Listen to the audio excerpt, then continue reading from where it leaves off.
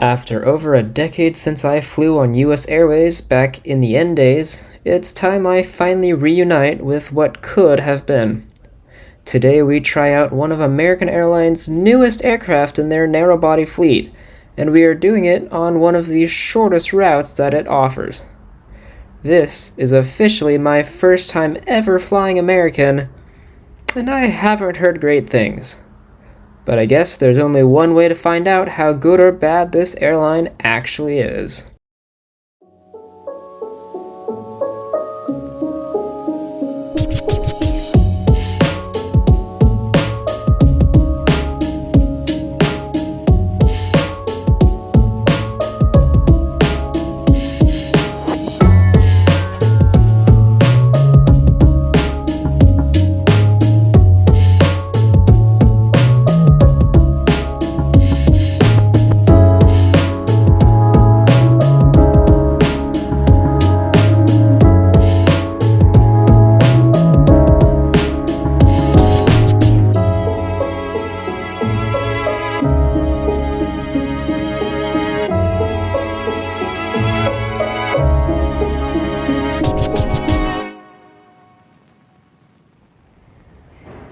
Welcome to Las Vegas International Airport, or as it's also known, Harry Reid International. It is currently 1:45 in the morning, and I have just returned from a late-night stroll of the Las Vegas Strip. Why I'm not in a hotel or out gambling my life away? Well, I'm too cheap and too young, so this is home for the next 4 hours. I did my best to get some sleep, of which I opted not to record, but at the end of the day, or dare I say the beginning of the day, this airport is not built for sleepers. I was teased and haunted by the slot machines all around me, and my life was drained by the horrible gray aesthetic of this terminal. This is the final stop. But nonetheless, after 3 hours of trying to sleep and 1 hour of actual sleep, I hit up Dunkin' Donuts conveniently next door to me for the most caffeinated and sugary drink they are legally allowed to sell me. It was pretty good. Today we are flying on registration N430AN, an American Airlines Airbus A321NEO, making my journey across the desert quick and easy. At this point in time, this was my first time flying an A321NEO, and my first impressions were to be expected. The aircraft is definitely fresh and new, but as far as visual difference and literally anything that could make it special, there's not much.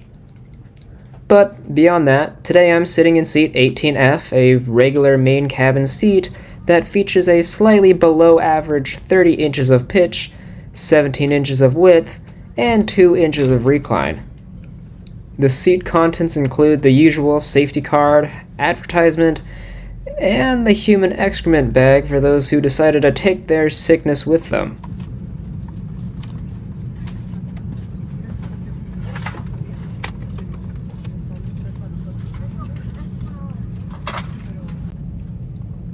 I did my due diligence and tested the recline myself.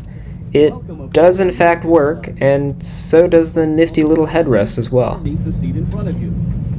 Larger carry-on items should be placed in the overhead compartment. Before we push back and get a move on to yet another tourist destination, I'd like to recommend you to turn this channel into a tourist destination by liking and subscribing so you can keep coming back for more. The only real difference at that point between me and a tourist hotspot would be that I don't rip you off. Always put on your mask before helping others. Oxygen is flowing even if the bag does not inflate. Life vests are located under, next to, or between your seat. For help locating them, see your safety card. To remove the vest, When I booked this flight, it was a part of a 2-leg trip from Vegas to Portland. American was the cheapest option out of all the options, starting at just around $99 at the time of booking. I ended up paying a little more than that to get seat assignment and whatnot, but somehow I ended up getting seats for free. The website screwed up my reservation, so I called American Airlines for help. I told them I wanted the cheapest fare and the price listed, but that I also wanted to pay for seats. On how to use it. The agent eventually charged me the fare that I wanted, but ended up giving me seats regardless. As far as I could tell, the basic economy product that I was buying didn't come with seats, but the agent insisted they were free of charge. I did not object.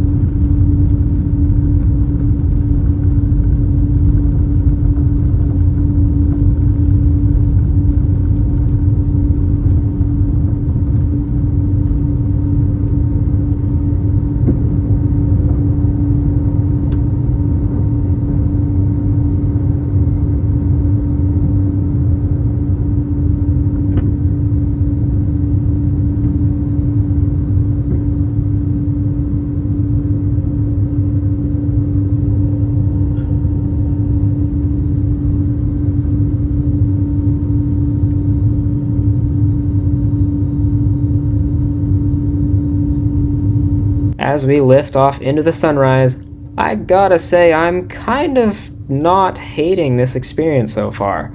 Sure, it's only been a few minutes, but American does a great job with their mood lighting, and the views outside this morning are fantastic. I will be flying them again here in just a couple of months on a longer flight, which will probably give me a better idea of what it's like. But for now, I'm not too disappointed.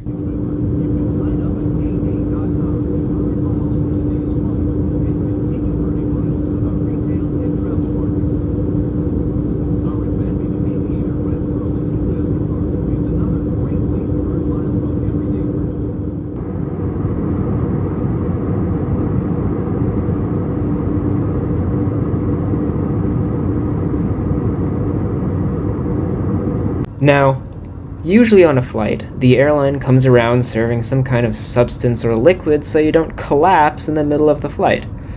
Unfortunately, this flight was only 45 minutes, which means a service was just out of the question. It really makes you wonder what the flight attendants do on these kinds of flights.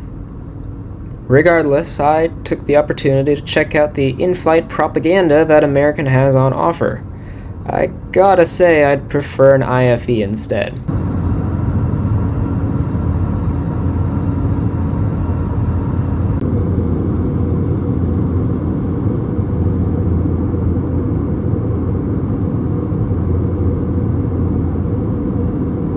As short as this flight is, you can tell that something was missing. Half the people were asleep, while the other half were bored out of their mind. Just look at this cabin and its immense boredom. Truly human cruelty at its finest. Okay, that's a bit far, but American made the conscious choice to throw out their IFE screens on their narrow-body fleet and still charge the same price. I did find another way to entertain myself on today's flight. American provides a finger jungle gym that's built into the seat. I pretty much passed all the levels first try, but it might be more fun for those who aren't skilled in this category. Jokes aside, American offers personal device entertainment on their app, as well as extremely overpriced Wi-Fi, which I opted not to try.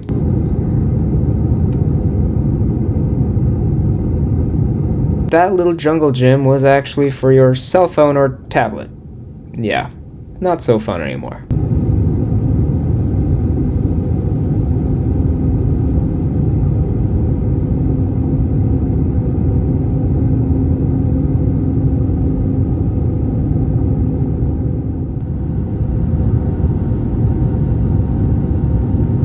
Alright, so we got a seat with less legroom than United, no IFE, expensive Wi-Fi, and no sign of proper service, let alone any service at all. I think this is the fastest an airline has disappointed me since I've started making these videos. Overall though, I actually didn't hate this flight from a personal standpoint. I was basically half asleep from pulling an all-nighter. They kept the cabin dark, quiet, and calm the entire flight, and I really wasn't too bothered by the lack of pretty much everything good on a modern-day economy flight. I'll give you the second half of my thought once we land, but in the meantime, let me know what you think of Americans' figure-it-out-yourself cabin. I'd love to see you leave some garbage in the comments, but as for now, enjoy this awesome morning time landing into the desert city.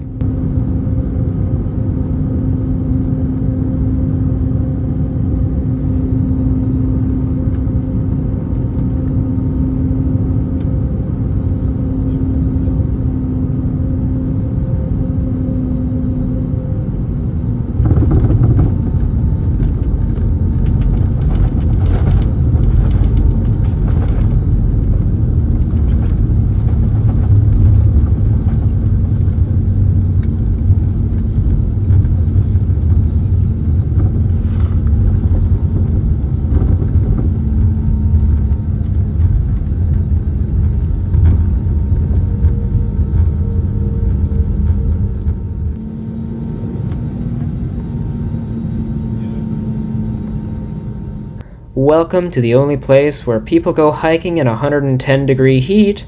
It's Phoenix, Arizona. My flight today was uneventful, it was calm and relaxing, and I really enjoyed my overall experience.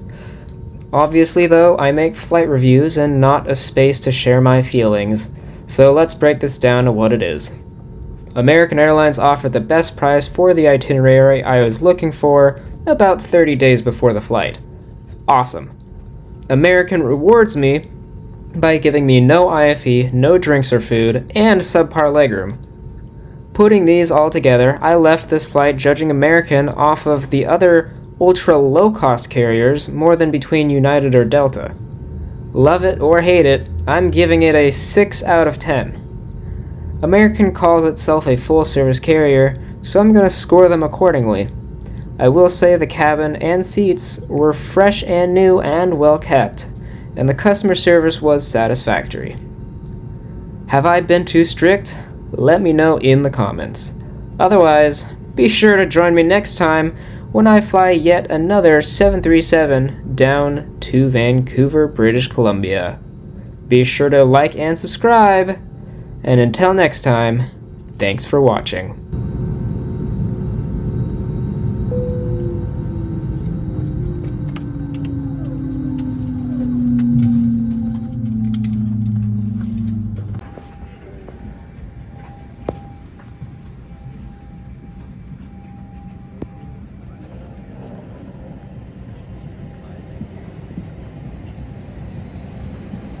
Fine, thank you.